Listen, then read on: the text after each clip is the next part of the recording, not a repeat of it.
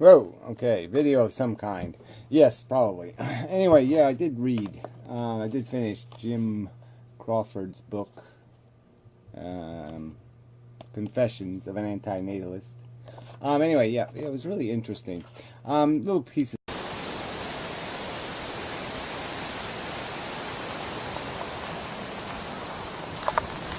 Yeah, neighbor's car. Not very good here. Kind of bad luck with the hurricane. Left out though. I mean, he did have this period, 8 years or whatever, where he was a religious nut, and then he became unreligious, and he doesn't really explain how that took place beyond the cult breaking up, and so that's kind of strange. And it ends with a weird story. Strange. Yeah, killed a spider on that page. Yeah, I was talking about death and stuff. It was just kind of fun. Spider got killed on that very page. Anyway, but yeah, interesting life story of, just how you slowly eke through existence, and it just, occurs to you eventually, wait a minute, what the hell is this shit? Yeah, it was well done. And, has a section where he answers the typical, FYI kind of questions, and that was good. And I liked his spin on the David Benatar, 4 little thingies, whatever you call those. Pain is bad, pleasure is good, absence of pain is good, even if the good is not enjoyed by anyone. And the absence of pleasure is not bad unless there is somebody for whom the absence is a deprivation. Yeah, I mean, it's just so logical when you think about it. And I guess I've been saying the same thing in a different way, except I use this concept of addiction and just kind of point out that, all the good that we derive out of our existence is really contrived out of creating a sense of need or want. And it's just a sense of. The need and the want isn't really deserved or earned by the thing you're chasing. It's manufactured out of you. You create the problem. It isn't there inherently. But it's so profound, it's so weighty in your mind that you make it like it's something that's going to be missed somehow. So anyway, Conference Report made a video. And he made a few videos talking about life and death, and it sort of reminded me of the ending to the movie Little Big Man, and the Indian chief is doing the famous Indian thing of, I'm going to go sit on the hill and die. It's a good day to die. And so he goes out and he's sitting there, and they're just sitting there, and he's just doing his Indian mumbo-jumbo thing, and you're expecting him to die, and it starts raining, and you can see his eyes move, so he's like not dead. And so they just give up and go back to the teepee and have some possum or something. And so it's kind of funny. But yeah, it'd be nice if you could do that, if you could just, transition out of this life thing somehow gracefully. I mean, we don't get a graceful entrance, and we don't even get to gracefully exit, and in between is a bunch of not graceful bullshit. And there's just these few little moments where everything just sort of goes right, but they're just moments. And as life gets more complicated, or if you're in circumstances that make life complicated, like you're homeless or something, then I guess those moments probably get even rarer, and they get made out of almost nothing. Like you're happy because it's not freezing. The rain isn't terribly cold. These little graces, silly word, these little kindnesses of chance that make it, a little bit less bad. And that's all we're doing, really. We're just looking at it as if, well, it could be worse. It could be worse. It could be... And we're always doing that shit. And just to keep puffing up what we have, which is shit. And certainly shit based on some vision of a utopia, and even that vision has a, you have a hard time filling in the details. And I guess that's why, in all the holy books, heaven's not very well defined. I mean, at least the Muslims do the virgin harem thing, so you can sort of get that a little bit. Yeah, you sit around all day eating grapes and, chewing on breasts and whatever, and that, yeah, maybe that's pretty good. But you figure there's still something, real life gets in the way somewhere there. You still gotta go to the outhouse. There's still something to tarnish the perfection of it all. Uh, yeah. So where am I going with this? So anyway, yeah, it was just interesting though that Fred did admit that, if he could have chosen not to have done it, he would choose not to have done it. And that's an interesting conclusion. I mean, and you wonder whether he would have had the same opinion 10 years ago or 20 years ago. Obviously, when he had kids, he must not have exactly felt that way, or else he somehow must have felt that his life was exceptionally something to, and that these new lives weren't going to be in the same jeopardy he was in, or to have the same liability, or the same complexity, or the same troubledness. Not, I wouldn't think Fred would have that expectation. So obviously it has to be a conclusion he's drawn later in life. And I've sort of made that point that this whole question of whether life is worth it, it's not a question you can really ask somebody who's 13 or 25 or even 35.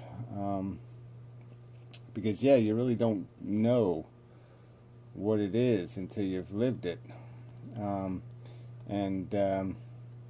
I guess you can come to the negative conclusion early, but the truth is you're more likely to come to the negative conclusion the longer you're in the game.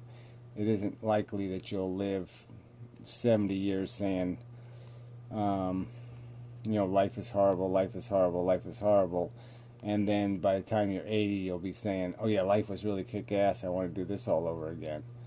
That's not likely. It's more likely that the longer you live, the later I ask you the question, the more negative the answer was likely to be, because you'll see more shit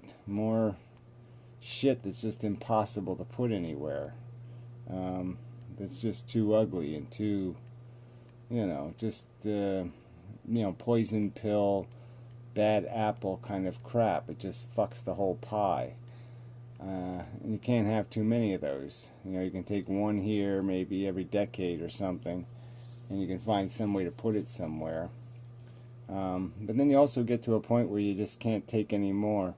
And I sort of read a little bit of that in Metamorph. Where yeah, and it's just hanging over your head now. It's just like a sword hanging over your head, and you're just waiting for it. And it's not a good frame of mind, I have to concede. It's not a very good life strategy, but it's a practical truth that you start to run out of things to look forward to, and all you got is these, what kind of, more negatives are going to come than positives as you get older, and some of them are really, really nasty, and you're just waiting for that bad diagnosis and, some other kind of thing, and you're just, I don't want to have to deal with that. So we're back to the it's a good day to die thing, where, you really don't get to do it on the right day. And as procrastinators, by nature, I think, it's just, yeah, put it off another day. I mean, can we do it tomorrow or the day after? I really don't want to deal with it today. You just never have enough patience for it. Enough, the will to embrace it, because you see great victory in overcoming. That just runs out, and there's a point where, no, it's just a nasty, and there's no silver lining, there's nothing, there's just a nasty, and it sucks. But, you can't really can't really explain this to somebody, I don't think, on a personal level. I mean, because they really you gotta know it to know it. You know what I mean? It's like your first broken heart or something. People can't explain it to you. They can't explain that 10 years of grief thing you have to go through, and you know how you just can't. And then it's just this, the words are just as empty on the other side, like when you're trying to be supportive or something. You know, well, time heals all wounds. Yeah. A lot of time sometimes, though. Sometimes it takes a lot of time. This wound is deep and harsh. Where do I want to go with this? Yeah, it just seems logical that this would be something we would do for each other, is have respect for the need to control our destiny, to take some charge of it. I mean, I'd like to die maybe dueling for justice. You know, I mean, dying in a duel seems an honorable, good way to die. If you're going to die some way, it'd be nice to call out the liars and the scumbags and force them onto the old field of honor.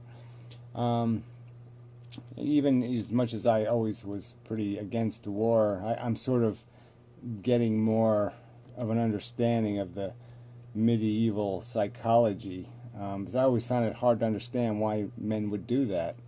And then I sort of do understand now, is that they were so fatalistic. They were just like, well, better to die in a war with a chance of getting somewhere than to die, you know, eating my cup of gruel in shit city. And so it was a way out. And so that idea of having one final battle, you know, for control of Planet of the Apes, yeah, I could see that as a good way to die. But then you start thinking like a terrorist, or you start thinking like a kamikaze, you know, and that can be very destructive. Yeah, because, you know, you don't want to go out on a violent note, but it's just the idea of just having some hope of it's like a lottery ticket or something. It's like having some hope of getting somewhere, of gaining something in this life experience. And even if you're dead, at least you're dead for a good cause. But to die for no cause, and to die sloppy for no reason, that just seems... That's just that's just fail. I mean, there's no other word for that. That's failure. So that sucks. But yeah, I mean, it just doesn't make any sense. I mean, the lack of empathy, the lack of, you know, all for this religion, just to defend the idea of a social club, to defend the reputation of the religious fucktard. Yeah, we'll put a you know, a verboten sign on this idea of controlling your exit from this plane, and will force you to die some stupid way or some unnecessarily sloppy way, because to take control is to offend the dear, sweet, wonderful Creator that gave you life and intends you to be nothing. You know, probably doesn't even shake your hand. You know, the line to shake God's hand is probably so long, and you probably just never, you know, there's always somebody cutting in front of you, so you probably never even get there. So you did all of it for nothing, you know. But yeah, the whole God thing is just so stupid. And look how it's just as an old icon, and DNA is the new God, and it's just this, like, we can't offend the tradition, we can't offend the function. Now pain is sacrosanct, an idol, a totem, because pain gives us awareness of what is bad for us. Well, duh. But most of the pain you feel, you're not learning a damn thing from. It's totally pointless, because you already learned what it is. You don't need to relearn it over and over and over again. So that doesn't work. That doesn't make any sense. It's just it's collateral pain. It doesn't even have anything to do with anything direct anymore. It's just of no value. Once your leg is broken, the pain is of no value. at least the pain beyond what might disable you or prevent you from doing too much with your broken leg. But so much of it would be just useless pain, and just exist because of the way that the hardware is built. It's built as a defensive mechanism, but as soon as as soon as you break it, then it's nothing. It's just waste. It's the suit of armor. It's like a suit of armor with a gaping hole in it. Now it's just dead weight. So that has no value anymore. It's lost its function. It doesn't have value. So anyway, that's probably enough of a video. So some more backgroundy stuff, I guess. I don't know if I have much hurricane-y stuff left. So whatever junk I got left, I'll throw in there, and that'll be it. And such.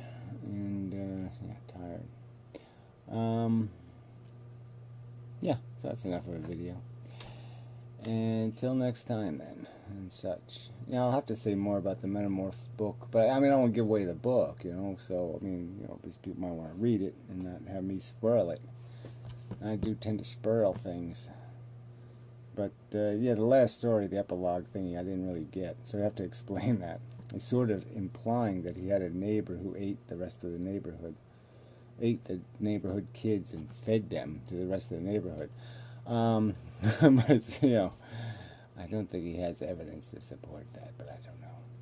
Anyway, so yeah, it just wasn't a great ending to the book. I mean, you know, yeah, it's too many loose ends there. Anyway, so till the next time and such.